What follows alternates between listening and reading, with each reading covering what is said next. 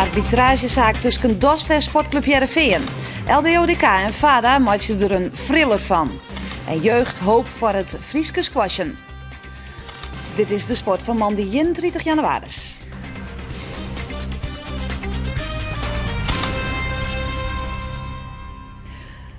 Goeien en welkom bij Boppenslag. Vanzelfs het laatste nieuws op het transfergebied in Friesland. En ik nog een verslag van de wedstrijd tussen de Flyers en het Belgische Turnhout. Ijshockey dus. Maar wat ik al zei, eerst transfers en voetbal. Want Joet speelde de arbitragezaak tussen Heerenveen-speler Bas Dost en Sportclub Heerenveen. Dost won naar Ajax, maar dat slag het nog net. En voor u is in Zeist dat die zaak speelt Roelof de Vries. Ja, Roelof, hoe zit het nou? Maait Dost nou Wolfwoord of net? Dat is nog altijd net wist, Simone. De arbitragezaak had familie West. Elsenien is hier nou al voortkomen uit Zeist. De directie en de advocaat van Sportclub Heerenveen, benoemde directeur Veenstra, ben nou al waarom op het stadion. Het is nog heel veel net wist. De arbitragecommissie is nou in Oerlis. De intentie is om de vatsie in Oeren uit te wijzen. Dat mag ik wel, want de transfer window dat sluit om 12 uur vannacht. Maar wat is nou correct het probleem? Waarom maai die net voort? Nou, het is gewoon een kwestie van vragen en aanbod.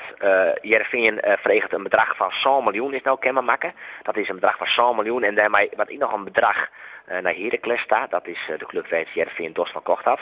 Dus dat is de dik 100 miljoen wat Ajax betalen had. Want dat is zelfs de partij die hem hebben wil. En Ajax, ja, het is net niet bekend wat er nou krijgt. Onmin is toch Ajax wat zij Jan willen. Het kamp Dost, om het samen met Jan, de advocaat ervan, die had zo, nou ja, het is in elk geval meer dan 3,1, maar het is ik weer volle minder dan 4 miljoen.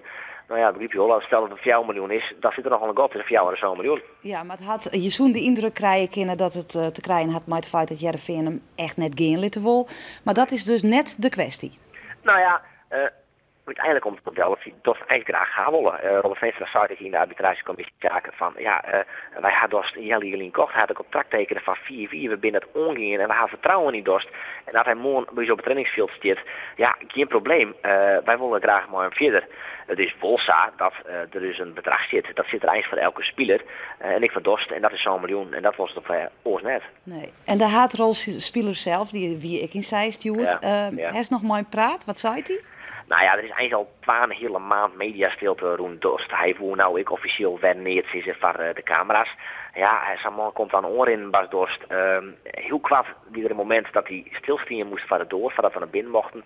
Hij kwam even omsputsen. Hoe is het? Nou ja, daar ben ik net vrolijk van. Hij is absoluut net blied.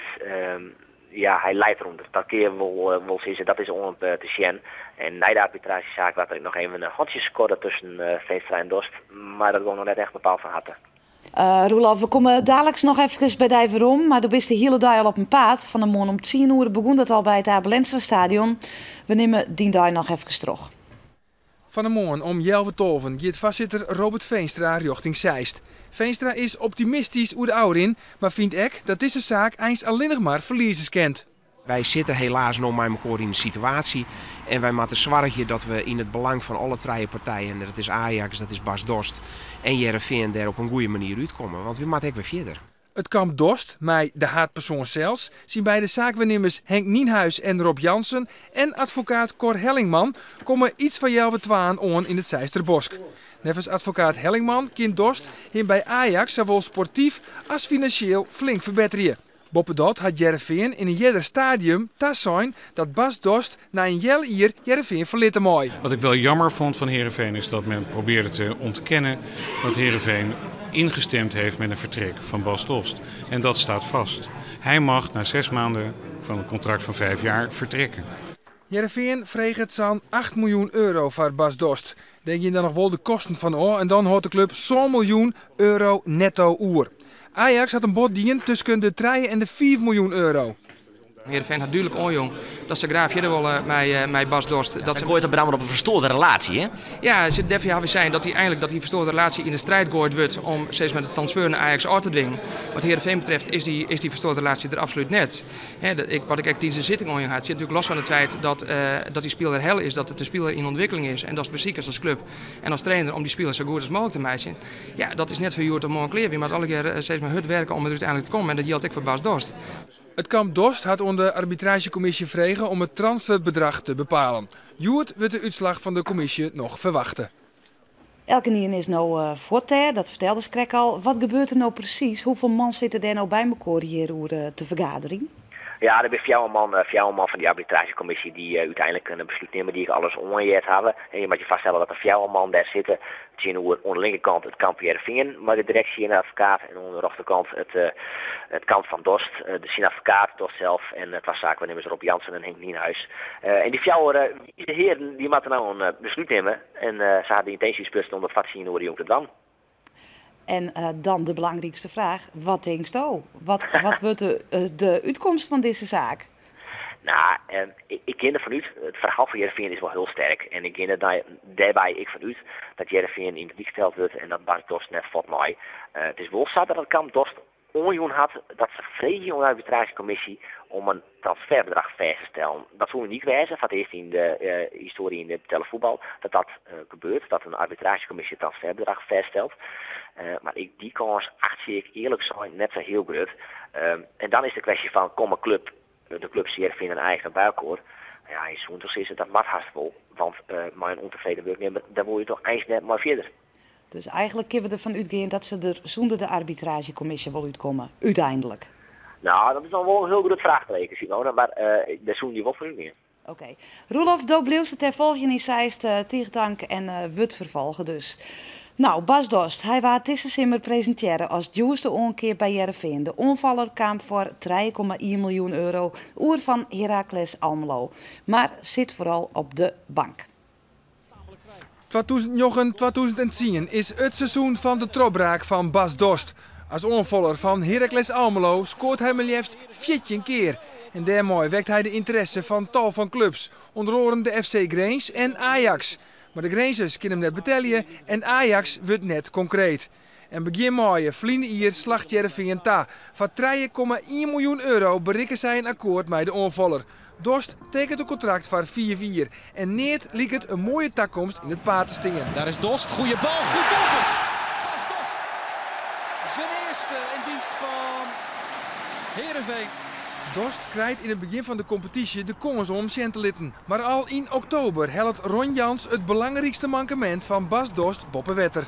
Bas is ook wel een lastige jongen. Lastig voor zichzelf vooral, omdat hij is zo emotioneel dat hij in zijn emoties vaak dingen doet dat je zegt van ja, die jongen die is gewoon prettig gestoord. Kom op man! Jesus! You can come closer if you want. Nou, ik denk dat als je van jezelf weet wat je kan en als het er dan niet uitkomt, dat je dan jezelf frustreert. Dat je gewoon belangrijk zijn en als je dat dan niet kunt zijn doordat je je niveau niet haalt, dan heb ik daar heel veel moeite mee. Na de bekerwedstrijdje in NAC Breda, die mij 0-2 verlengt, wordt Bas Dost slachtofferen. In de competitiewedstrijd heel november in Feyenoord zit Victor Elm in de punt van de onval en zit Bas Dost op de reservebank. En van dat moment af komen de geruchten op gang en zo'n verskate clubs interesse ha om Bas Dost oer te nemen. 12 keer mij Bas Dost in de basis van Sportclub Heerenveen uit aanzetten. Zo'n keer kwam hij als invaller in het veld. Toch komt hij nog naar 8 doelpunten en daarmee is Bas Dost topscorer bij Sportclub Heerenveen. Het meest concreet is Ajax, die Dost helje wil als vervanger van Luis Suarez, die nu naar Liverpool te gaan is. Maar Heerenveen wil Dost eens net gaan litten. Wij zijn uitermate content met Bas.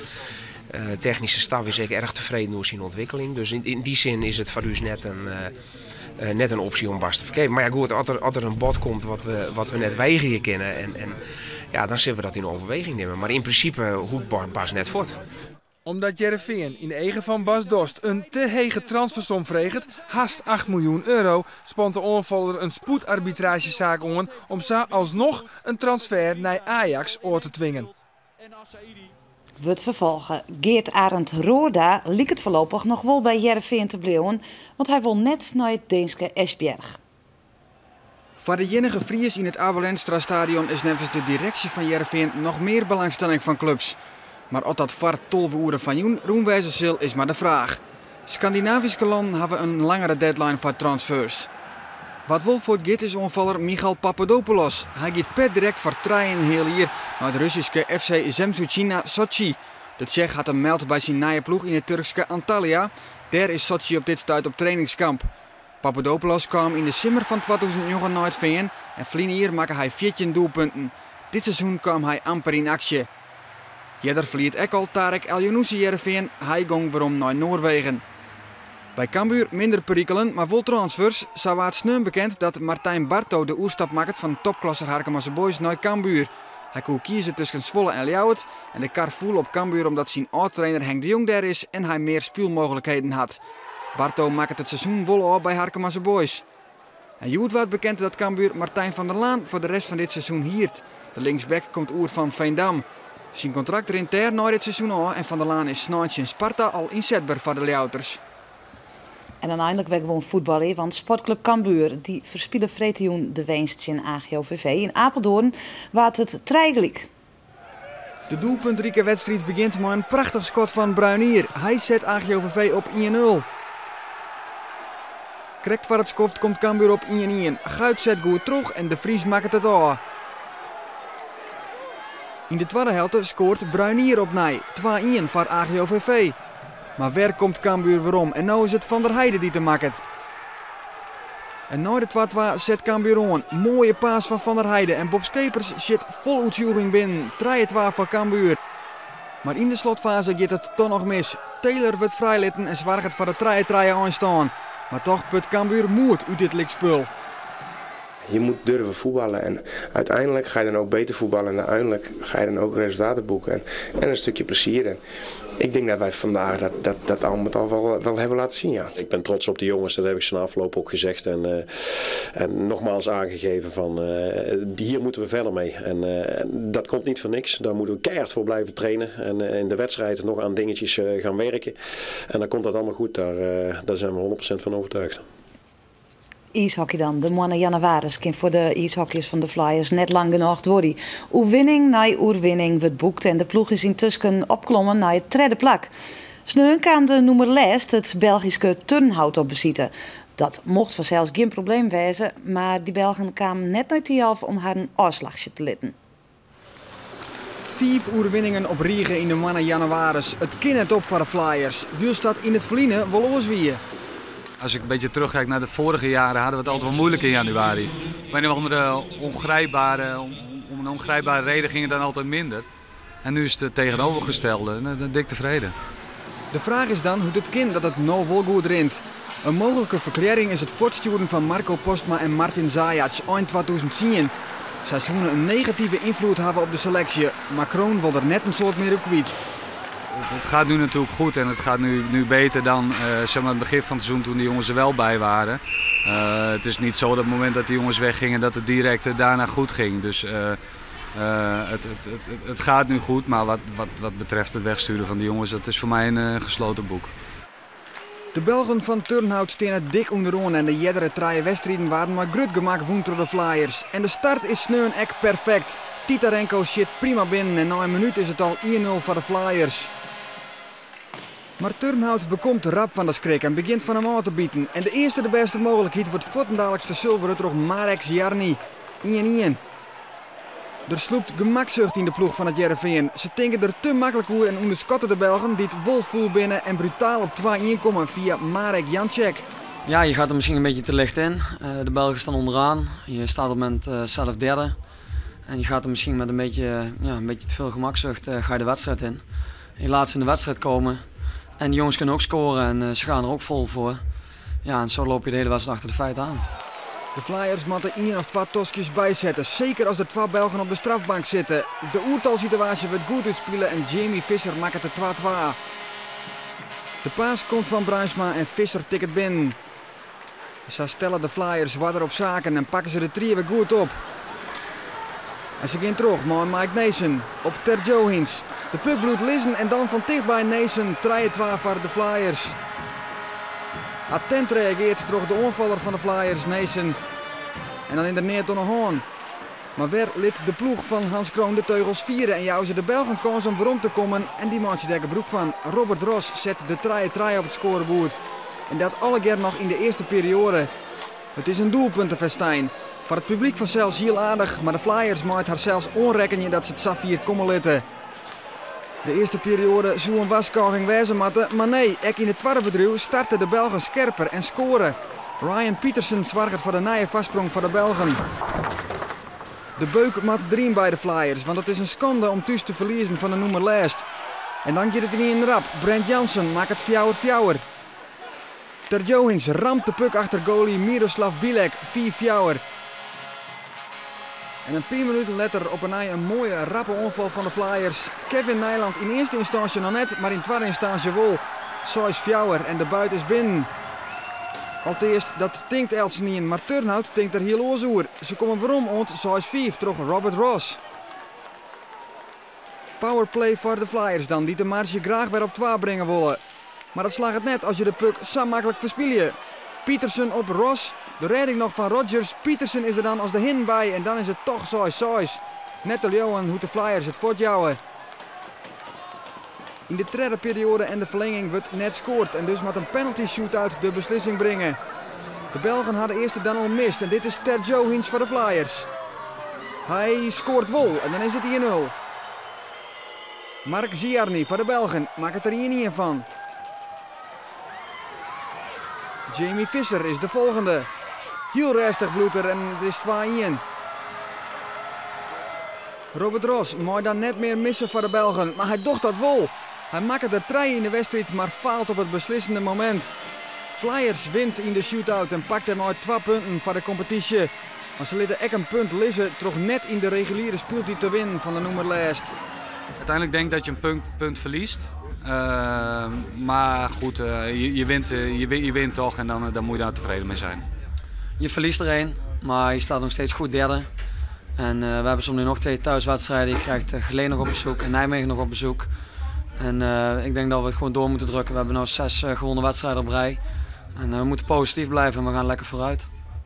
Er staan in de eredivisie bij het ijshockey. Den Haag giet Rom onder leiding, volgen terug Tilburg.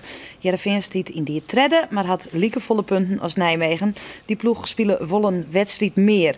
Woensdag spelen de Flyers thuis in de nummer 6 Geleen. In de korfbalhaatklasse A spelen LDODK snijden een cruciaal dueltje in Vada. Inzet wie de strijd om het tweede plak dat rug houdt op de cruisfinales en daarmee kans op promotie naar het hoogste niveau, de Korfbal League. LDODK stiet tweede, Vada tredde en het verschil is 1 punt. De verliezer van dit duel kan promotie op een buik schreeuwen. In sporthal Kwartswagen nou al de wichtigste wedstrijd van het seizoen. Want bij verlies kan het oerwijzen, maar bij winst doe je nog volop mee. Datzelfde geldt voor deze man Richard Hietveld, de trainer van Vada. Hij moet pervast winnen met zijn team om dat tweede plak in het vizier te krijgen. Maar het begin van de wedstrijd is voor LDODK. André Zwart met de tip in, prachtig doelpunt. En de man van Gerald August staan op scherp. Rennen uit naar een 4 voorsprong. Het wordt even gelijk, maar toch deze treffer van Peter Lageweg is het 9-4, een verschil van 5. En dan sjocht het er heel goed uit. Maar het is een wedstrijd waar een soort druk op zit. En in de laatste seconden van de schotklok een wanhoopschot die valt goed. En dan is het Sander Schattenberg die de stand verombrengt naar het 10-8. Wie het skoft is het nog maar 1 puntje verschil. En direct in die tweede helte is het Vada met een toekbalsje van Martine Meurs wat op tolve gelijk komt. Alles leidt weer hierpen. En hoe is dan de veerkracht bij LDODK? Ze gaan continu voorstien. Erwin Zwart van Grote Ooston en direct daaromheen de tredje tolve. Maar dan binnen we nog net eens jelwijs de tweede helte en het is Vada wat heel dichterbij kroept. Viertje tolve wie de voorsprong voor LDODK en intussen is het dus viertje tredje en de misser van Erwin Zwart. Ja, het schot liet LDODK wat in de steek. De ballen vallen verkeerd en dat jouwt Vada de gelegenheid om mooi weer om te komen in die wedstrijd. En dat doen ze meer als goed. De voorsprong van Sander Schattenberg. 14-15. En dan is het zaak om op tijd aan te hekjen, bij te blijven. En derde strafworp. Mij kregen toch Peter Lageweg de overtreding van Vada en de strafworp voor LDODK. Maar die gaat mis. Peter Lageweg zocht dat de bal er net in wil. En dan kan Vada voor het eerst een roemere voorsprong creëren. De ploeg uit Wageningen. Ja, het is echt haar laatste kans. En die griepen ze hier, want het is weer Sander Schattenberg. Zijn zo'n treffer, 14-16. Dan begint de tijd toch echt te dringen bij LDODK. Er wordt knokt, er wordt vroeten, er wordt forceerd. En Gerrit Henkbijker de mist in. En de bal is dus weer voor Vada. Waar kan de kop het koelst houden? Het is de oertraining van Erwin Zwart. De blitzkip bij trainer Richard Hietveld. En de drieënpunt voorsprong nog voor Vada. Maar nog 10 minuten te gaan. En zal het dan helemaal misgaan met LDODK. Na die roeme voorsprong in de eerste helft. Maar er is vanzelfs nog tijd. En soms kan een wedstrijd samen weer omdraaien. En daar is de ontsluitingstreffer van Erwin Zwart. 16 centjes.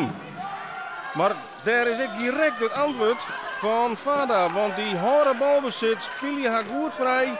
En de 8e treffer van Schattenberg betuurt 16-18. En dan denken de meeste mensen dat dat een nekslag is. Maar de wedstrijd wordt gelukkig voor LDODK nog even terug. Er wordt knokt, er wordt vochten. Peter Lagerweg voor de tweede keer op rij in onderschepping. Voor de tweede keer op rij dus echt de kans voor LDODK om dichterbij te komen. En die kans griepen ze nu met beide handen aan. Want de rebound is van Henk Bijker.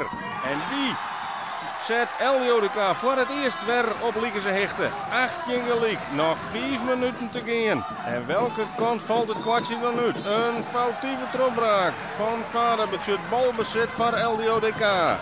En voor het eerst in het eind van de wedstrijd kunnen ze dan misschien die voorsprong weer pakken. Erwin Zwart kiest de punt van de aanval van Grutte Oorstaan en die is zeker. Hij zet LDODK in die slotfase op 19-18, maar weet ik dat er nog meer dan 3 minuten te gaan binnen.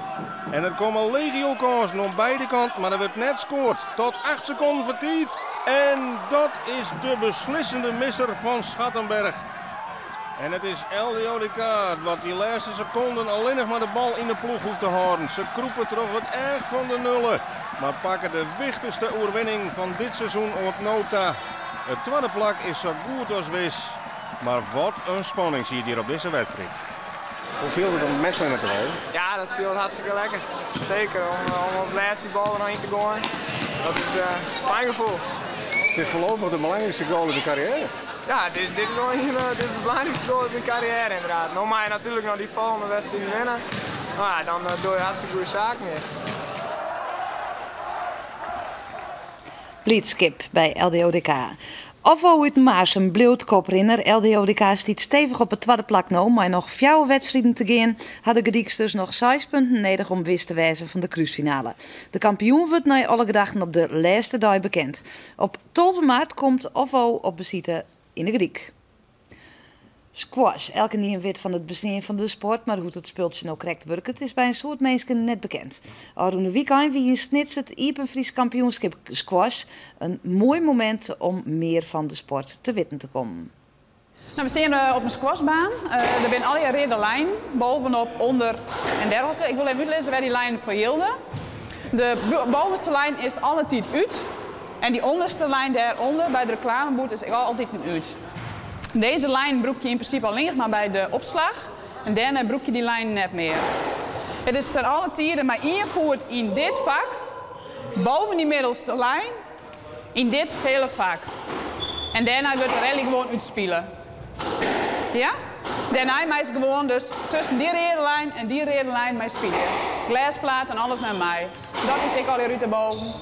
Nou, dat is in principe alles wat mijn squash erbij te gaan. Dat zijn de lijnen.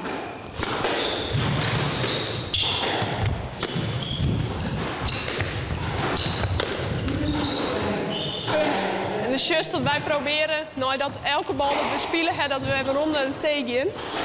Dat is die lijn. En dan kan je alle hoeken van de baan goed bereiken als het stiest.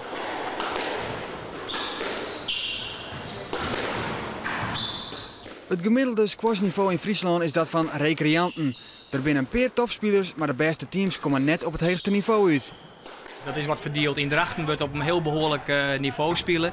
In de Euregio B Noord, dat is de hoogste divisie in het noorden, daar spelen de eerste 2 teams die spelen om het eerste en tweede plak. Als het bij het voetbal vergelijken wordt, eredivisie Safir ben we net, maar eerste divisie dat slaagt het aardig. Het squash in Friesland en dan op naam voor de vrouwen, ja, hoe staat dat ervoor? Nou, dat is net echt geweldig. Ja, de C-dames binnen wel heel protten, maar in categorie B en A binnen er heel weinig. Marieke en ik ben nu de enige B-dames, door ben al je C. En op zich vinden we dat wel heel jammer, dat er heel weinig toernooien niet noorden binnen, maar dat er spelers binnen van ons niveau. Paard naar de Friese titel in het vrouwentoernooi is net lang. Bij de vrouwen binnen namelijk maar 2 onmeldingen op het hoogste niveau. Greta Hofman en Marieke Klaesen spelen dan ook direct de finale. Hofman had net een soort moeite met Klaesen en wint de wedstrijd op uitstekende wijze met 3-0.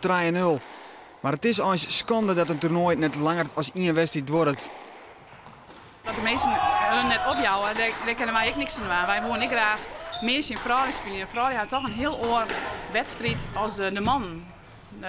Ik speel en train heel veel met mijn man, dus ja, daar krijg je wel een heel heldere slag. En als dan op een toernooi echt op het NK is in een vrouw spelen maast, ja, dat is toch wel heel oors. Die pielen meer voorin en dan krijg je heel oren bal die is eigenlijk net meer wend is, omdat ze alleen maar zijn mannen spelen. Bij de jeugd binnen Peer grote talenten om het stokje van Greta oer te nemen, liek als deze 15-jarige Brenda Nieuwenhuis. Nou, Brenda die had het in zich om een echte topper te worden. De aarde zelfs binnen een periode, zelfs dat wel heel is. Inmiddels spelen ze bij de nationale jeugdselectie. Ze doet mij af en toe aan een internationaal toernooitje. Dus ja, die komt eraan. Hoe kan dat al zo goed bent vergeleken met de oorvrouwen? Nou, ik squash al best lang, al 18, haast 9 jaar.